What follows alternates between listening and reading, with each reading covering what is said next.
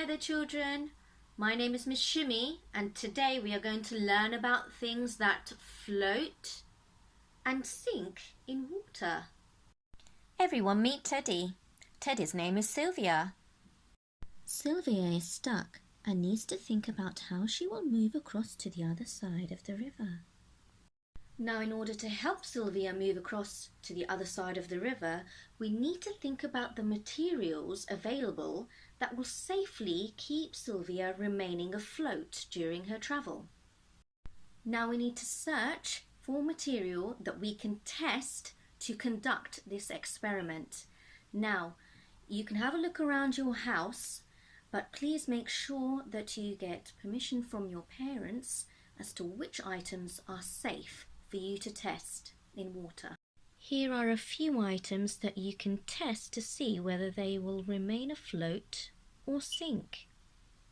Now, before you approach a science experiment, it is very important that you record your results down in a table like this. Now that you have prepared, you are ready to undertake your science experiment. Now I'm going to choose one item at a time and you have to tell me whether you believe it may stay afloat or sink. Right, item number 1. A metal spoon. What do you think? Do you think this will float or sink? Let's test. That sank very quickly to the bottom. Must be quite heavy. Right. Next item. A plastic spoon. Now what do you think? Do you think this will stay afloat or sink? Now let's have a look. It's actually staying afloat. Next item. A wooden long pen for calligraphy. Do you think this will stay afloat or sink?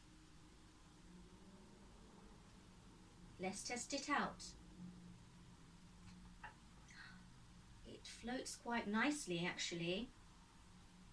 Next. A coin. Float or sink? Let's find out. That was quite a heavy small item. It sank very quickly. Next item. Cotton wool. Now do you think this will float or sink?